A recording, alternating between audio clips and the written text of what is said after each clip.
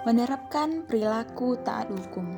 Contoh salah satu dari menerapkan perilaku taat hukum adalah stop bullying. Karena bullying ini merupakan salah satu bentuk ancaman yang bisa merusak fisik, dan juga bullying ini bisa dikatakan ada yang secara verbal, ada yang secara sosial, dan juga cyber. Contoh, perhatikan gambar ini.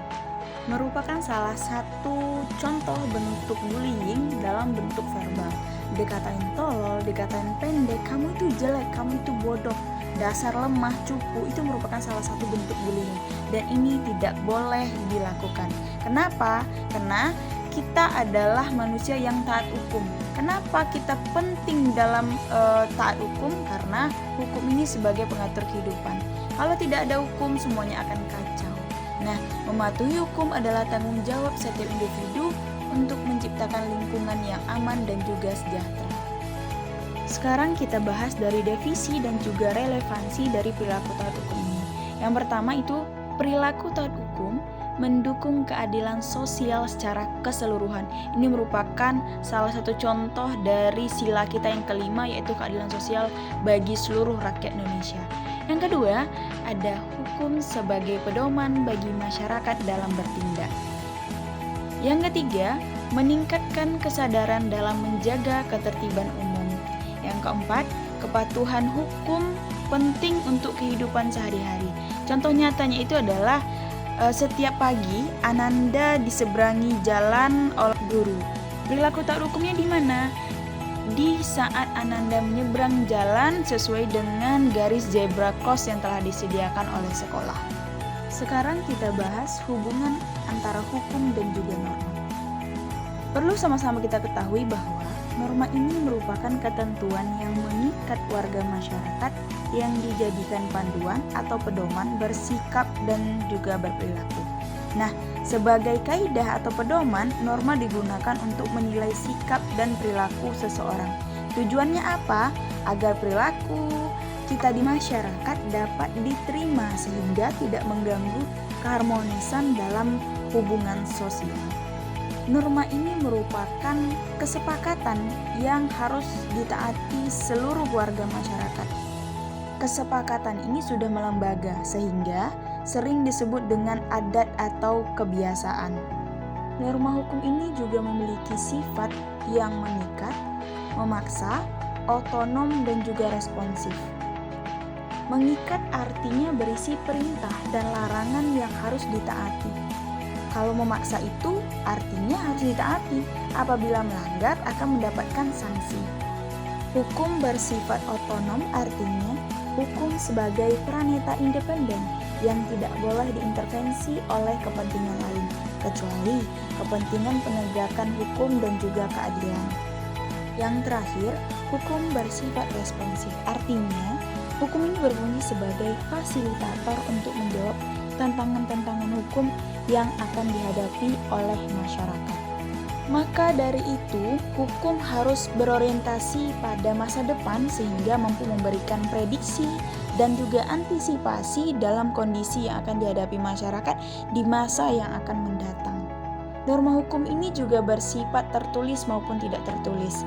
Kalau yang tertulis itu ada pada contohnya undang-undang, peraturan pemerintah, peraturan kepala daerah, dan contohnya di masyarakat. Misalnya, cara atau prosedur membuat kartu keluarga dan juga kartu tanda penduduk, pembagian jadwal siskambling atau ronda, kemudian ketentuan tamu menginap atau bermalam di rumah, itu harap mungkin wajib lapor 1 kali 24 jam, pendirian atau pembentukan RT RW baru, dan masih banyak yang lainnya. Selain norma hukum yang tertulis, terdapat juga nilai atau norma hukum yang tidak tertulis. Misalnya, saling membantu apabila terkena musibah, menjaga ketenangan dari suara-suara yang mengganggu, sopan santun dalam beretika, berpergaulan, dan juga menghormati antar warga. Bagi seorang peserta didik, norma hukum yang tertulis itu disebut juga tata tertib siswa atau tata tertib yang dibuat oleh sekolah untuk para peserta didik. Selanjutnya yang akan kita bahas adalah substansi penegakan norma hukum. Nah, Di sini ada 3 prinsip dalam hukum yang harus ditegakkan. Yang pertama itu keadilan, yang kedua kemanfaatan, dan yang ketiga kepastian. Prinsip dari keadilan ini adalah hukum itu berlaku bagi semua tanpa adanya diskriminasi. Nah, bagi yang melanggar akan mendapatkan sanksi sesuai dengan undang-undang yang mengaturnya. Lalu prinsip kemanfaatan, artinya hukum ini memberikan manfaat bagi masyarakat. Lalu kepastian hukum, artinya perangkat hukum harus mampu menjamin terpenuhnya hak dan kewajiban warga negara. Hukum juga harus memberikan kepastian sehingga suatu perintah dan juga larangan itu menjadi jelas, tegas, tidak multitafsir dan juga tidak kontradiktif. Proses penegakan hukum ini meliputi pembuatan aturan, pengawasan dan juga sanksi hukum. Kesadaran hukum itu sangat penting untuk mencegah pelanggaran dan memastikan kepatuhan dalam kehidupan bermasyarakat. Perhatikan gambar ini merupakan salah satu proses penegakan hukum di mana seorang pengendara roda 4 dihentikan oleh pihak yang berwajib karena telah melanggar aturan tata tertib yang ada di jalan. Yang ketiga yaitu pembagian hukum. Nah, pembagian hukum ini menurut para ahli itu membuat klasifikasi lagi bahwa dibedakan menjadi beberapa bentuk. Yang pertama itu ada berdasarkan masalah yang diatur atau isinya. Ada hukum publik dan juga ada hukum privat. Hukum publik ini mengatur antara hubungan negara dengan individu atau warga negaranya yang menyangkut kepentingan umum atau publik dalam masyarakat. Sedangkan contohnya itu seperti hukum tata usaha negara, dalam pidana, hukum tata negara dan juga sebagainya. Sedangkan dalam hukum privat mengatur kepentingan antar individu yang bersifat pribadi. Nah, ini juga termasuk hubungan dengan negara selaku pribadi. Contohnya itu ada hukum perdata dan juga perniagaan. Pembagian hukum berdasarkan bentuknya, itu ada hukum tertulis dan juga ada hukum tidak tertulis. Kalau hukum tertulis ini, artinya aturan hukum dicantumkan dalam sebuah naskah tertulis. Contohnya itu seperti undang-undang, peraturan pemerintah, peraturan presiden, peraturan daerah, dan lain sebagainya. Sedangkan hukum tidak tertulis itu artinya tidak dicantumkan dalam suatu naskah atau dokumen. Contohnya konvensi. Konvensi ini hukum tidak tertulis atau kebiasaan ketatanegaraan, jurisprudensi, hukum adat, dan lain sebagainya. Pembagian hukum berdasarkan sumbernya dibagi menjadi undang-undang, kebiasaan, traktat, jurisprudensi, dan juga doktrin. Pembagian hukum berdasarkan sifatnya, hukum itu dibagi menjadi dua, yaitu hukum bersifat memaksa dan juga mengatur. Hukum bersifat memaksa artinya dalam keadaan bagaimanapun hukum harus ditegakkan. Misalnya, hukuman bagi perkara tindak pidana, maka sanksinya wajib untuk dilaksanakan. Selanjutnya, hukum bersifat mengatur artinya hukum dapat dikesampingkan apabila pihak-pihak yang bersangkutan sudah membuat peraturan tersendiri dalam suatu perjanjian. Contohnya, hukum mengenai warisan yang dapat diselesaikan melalui kesepakatan antara pihak-pihak tertentu, kesepakatan antara pihak keluarga.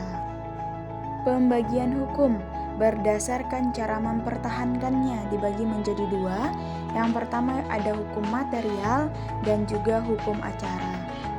Hukum material adalah hukum yang mengatur hubungan antar anggota masyarakat yang berlaku secara umum mengenai hal-hal yang dilarang dan hal-hal yang diperbolehkan untuk dilakukan. Contohnya nih, hukum perdata, hukum pidana, hukum dagang, dan lain sebagainya. Kalau hukum acara atau hukum formal ini adalah hukum yang mengatur cara mempertahankan dan melaksanakan hukum material. Contohnya, dalam hukum acara perdata, hukum acara pidana atau KUHA, dan lain sebagainya. Pembagian hukum berdasarkan waktu berlakunya itu ada dua. Yang pertama ada ius constitutum dan juga ius constituendum. Kita bahas dulu ius constitutum. Artinya hukum positif adalah hukum yang berlaku sekarang dan hanya untuk masyarakat tertentu di dalam wilayah tertentu. Contohnya di dalam Undang-Undang Dasar Negara Republik Indonesia tahun 1945 ada Undang-Undang Nomor 22 Tahun 2009 tentang lalu lintas dan juga angkutan umum. Lalu ada Undang-Undang Nomor 12 Tahun 2006 tentang Kewarganegaraan Republik Indonesia, dan masih banyak lagi contoh hukum lainnya.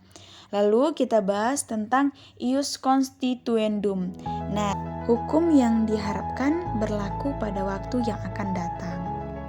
Dan yang terakhir ada pembagian hukum berdasarkan tempat berlakunya. Ini dibagi menjadi 3. Yang pertama itu ada hukum nasional, yang kedua ada hukum negara lain, dan juga hukum internasional. Kita bahas yang pertama, hukum nasional. Hukum nasional ini berlaku di suatu wilayah negara tertentu. Contohnya di Indonesia ada undang-undang, ada peraturan pemerintah. Dan yang kedua, hukum negara lain. Hukum negara lain ini merupakan hukum yang berlaku di wilayah hukum negara lain. Misalnya, hukum negara Singapura, hukum negara Australia, hukum Malaysia, dan lain sebagainya. Yang ketiga, hukum internasional. Nah, hukum ini yang mengatur pergaulan antar bangsa di dunia. Contohnya, perjanjian bilateral, lalu konvensi PBB, traktat, dan juga masih banyak contoh lainnya. Yang keempat yaitu perilaku taat hukum. Contoh, seseorang itu memiliki ciri-ciri dia taat hukum. Yang pertama, memahami pentingnya pelaksanaan dan juga penegakan hukum. Yang kedua, tidak menimbulkan kerugian pada diri dan orang lain. Yang ketiga, menjaga perasaan orang lain dengan mengukur tindakan yang akan dilakukan untuk orang lain dan pada diri sendiri. Yang keempat, aktif menerapkan perintah hukum dan meninggalkan larangan hukum dalam kehidupan sehari-hari. Ketaatan hukum ini dibedakan lagi menjadi 3 jenis. Yang pertama, ketaatan hukum karena terpaksa. Yang kedua, ketaatan yang bersikap identifikasi atau mengikuti. Dan yang ketiga, ketaatan secara kesadaran diri. Dalam penerapannya, perilaku taat hukum ini bisa dilakukan di lingkungan keluarga. Contohnya, mematuhi aturan yang ada di dalam keluarga. Misalnya, seorang anak meminta izin ketika ingin bepergian atau bermain dan tidak melupakan waktu yang telah ditetapkan oleh orang tuanya. Lalu menyelesaikan masalahnya, jika ada masalah, menyelesaikan masalahnya itu secara kekeluargaan.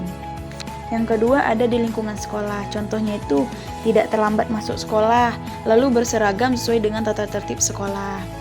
Yang ketiga ada di lingkungan masyarakat. Tidak ikut menyebarluaskan berita hoax, itu merupakan salah satu contoh dari taat hukum. Lalu tidak mencoret fasilitas umum, tidak buang sampah sembarangan, itu merupakan contoh dari perilaku yang taat hukum. Tapi kalau mencoret atau merusak fasilitas umum dan juga membuang sampah sembarangan, itu merupakan perilaku tak hukum atau tidak taat dengan hukum. Dan yang terakhir, penerapan hukum di lingkungan bangsa dan negara. Contoh taat hukumnya adalah yang pertama, membuat administrasi kependudukan atau kartu keluarga. Misalnya, kalian sudah 17 tahun, maka wajib membuat KTP. Yang kedua, wajib pajak, membayar pajak sesuai dengan ketentuan yang berlaku. Materi kita yang terakhir adalah norma untuk mewujudkan keadilan berdasarkan Pancasila. Kalau kita bahas tentang adil dan juga keadilan, berlaku adil itu bukan berarti ibu hanya memberikan hak kepada orang lain dengan sama rata. Namun, adil itu berarti diberikan secara proporsional. Keadilan itu tercantum pada sila yang kedua dan juga kelima. Nah, pada sila kedua itu menegaskan keadilan dalam hubungannya dengan individu, terutama dalam hal kemanusiaan. Kalau yang sila kelima, keadilan untuk seluruh rakyat Indonesia. Sekarang bagaimana cara untuk mewujudkan keadilan sesuai dengan Pancasila? Yang pertama, yaitu menempatkan keadilan sebagai tujuan pembangunan bangsa. Sudah dibahas di Undang-Undang Alinean kedua, yaitu merdeka, bersatu, berdaulat, adil dan makmur. Pemerataan pembangunan yang adil akan menjauhkan pemerintah dari ketidakpuasan rakyat. Lalu, melalui keadilan ini, segala bentuk pemberdayaan dapat disatukan dalam masyarakat yang multikultural. Yang kedua itu ada membangun cara pandang yang berorientasi pada kepantasan. Bukan semata kesamaan, tetapi dalam pemerolehan itu, hak setiap warga itu didapatkan. Yang ketiga itu ada kesatuan sikap terhadap paham kebangsaan. Nah, paham kebangsaan ini mempersatukan kita dari semua kebinekaan yang ada. Yang keempat itu mengedepankan musyawarah mufakat dalam pengambilan putusan. Karena musyawarah mufakat merupakan ciri khas bangsa kita dalam menghadapi perbedaan pendapat.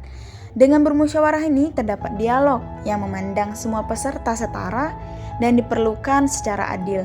Dalam pengambilan keputusannya itu melalui musyawarah yang adil dapat diterima peserta musyawarah dengan rasa tanggung jawab dan juga melaksanakannya dengan penuh tanggung jawab juga.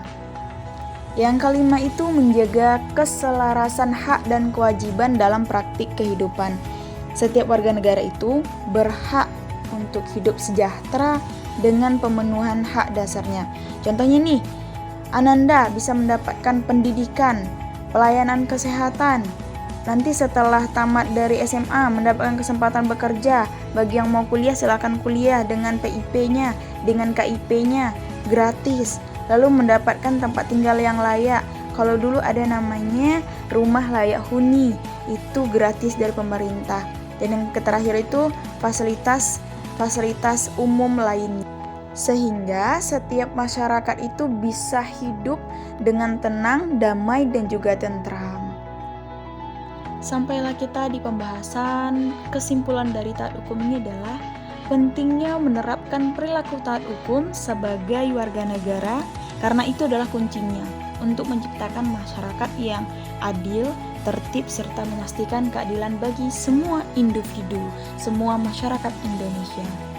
Kita harus buat komitmen bersama bahwa mewujudkan masyarakat yang adil dan tertib itu adalah tanggung jawab kita bersama.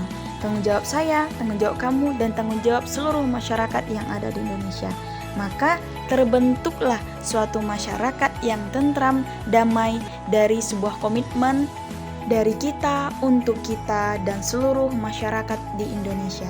Sekian materi kita pada hari ini, kita lanjutkan minggu depan. Semoga kita selalu dalam keadaan sehat walafiat, selalu bahagia untuk kita semua. Sampai jumpa.